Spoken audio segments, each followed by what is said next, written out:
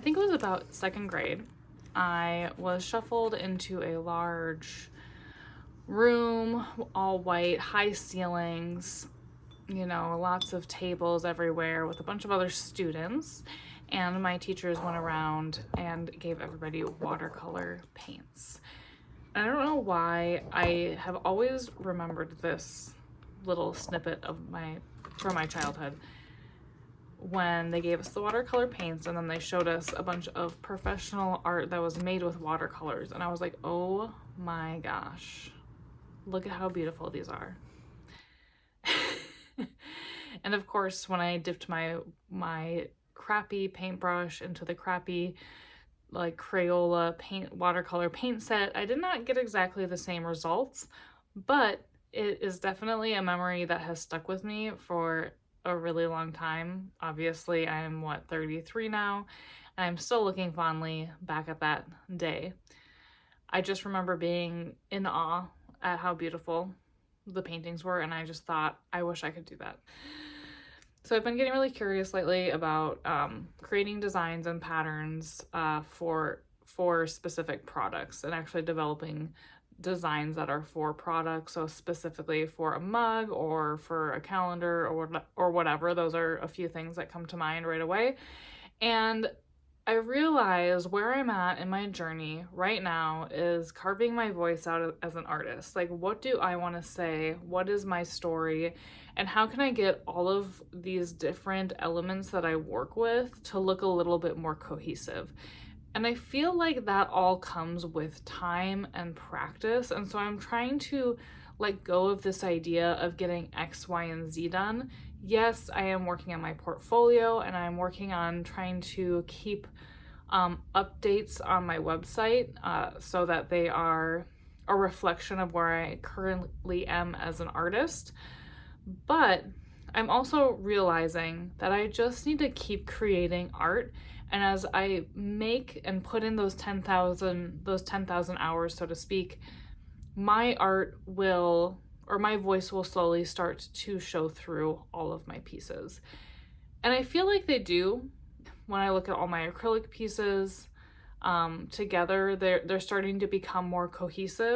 I definitely like making more illustration style paintings, if that makes sense, with my watercolors versus when I use acrylic.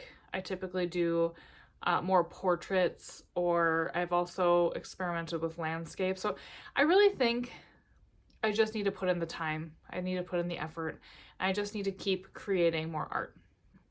As I look more and more into surface pattern designing, I also have realized that I need to stop expecting it to turn out how I want after the first try. All of the collections that I have right now that I'm really proud of, I didn't just paint them one time and said this is what I'm going to do. I've sketched them out. I've planned them. I have thought about how they're going to like speak to each other. I've put them up on my wall and looked at them together as a whole comprehensive body of work. I've learned that also as I'm doing smaller scale watercolor paintings. And I think it's a little bit easier when we're doing watercolor paintings because we're not using as much material. The canvases, I can do a canvas or a smaller piece of paper. I don't have to use a really big canvas. And I think that's also important. Like, I need to slowly scale down a little bit because I really have always liked doing really big pieces, but sometimes that doesn't always make sense for the space that you have to create with or the time you have to create.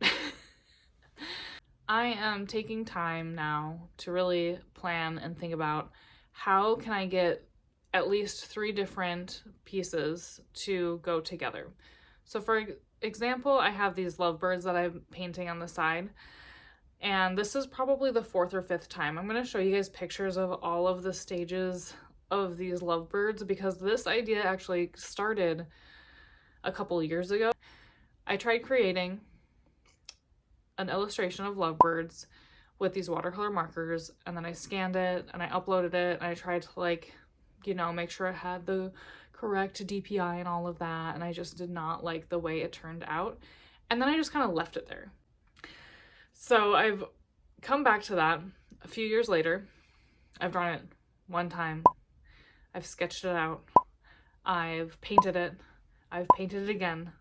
And I've painted it again. And I'm finally starting to like the way it turns out. And I'm scanning it and seeing, okay, does it translate after I've painted it and then scanned it? Is it translating how I want? Is it going to look right on the mug? Are the colors looking nice? Do I need to find, I don't know, I'm just troubleshooting it all. So I'm just kind of taking a moment. I took a moment over my break, over winter break, and I thought about, how do I want to move forward? What did I do last year? And to be honest, like, I didn't get as much as I wanted to do. I didn't do as much as I wanted to do last year, but at the same time, it makes sense because I ended up having to have like a surgery. My health wasn't good for the first 3 months of the year, and then my kids were in a lot of activities, and we were just going, and then we also moved in the middle of the summer. So I'm like, okay, I didn't really do a lot of art stuff, and that kind of makes sense. That's where I'm at with my art. Now things are settling down. We've adjusted to our new home. I'm feeling much better. We're not taking a break from after school enrichment stuff for my kids, but we are pulling back a little bit as far as like how much time we're committing to those activities. So I'm feeling very optimistic about this year for 2025 that I'll be able to get a lot of different things done. I'll be able to create some different mini series and see how those translate to product design and development. And I'm really excited to see where that takes me and to pitch those things to different licensing companies as my voice, my unique and individual voice as an artist starts to come through a little bit more with each painting. The journey of an artist is not linear, and it can't be compared to other people. And I am reminded of that every day. I feel like I show up here sometimes super consistently. Sometimes I miss a week or I take some time off for my own mental health, which I think is good. But because of how busy we are right now in life, in this season of life, I also am trying to remember to give myself some grace and not compare my artist's journey to anybody else's. It is completely unique and individual to me. It's a matter of when I get there, and just the fact that I'm taking these little bite-sized chunks at developing a beautiful and wonderful art career, and I'm really excited to see where it takes me. Thank you guys so much for joining me on this journey. I'll see you guys in the next video. Bye for now.